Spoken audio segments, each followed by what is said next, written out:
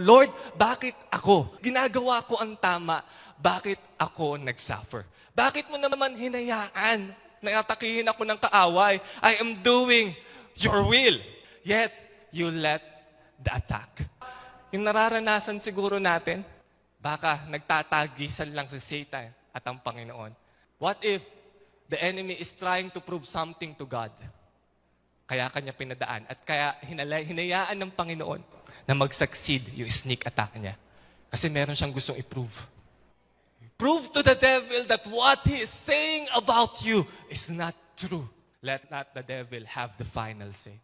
But let it be said to him, Devil, even though you put my business down, you put it on bankrupt, I will still praise the Lord. Devil, tinanggal mo ako sa trabaho, nawala akong trabaho, nawala na akong pagkakakitaan, but devil, let me prove to you, even though I lost my job, I will still trust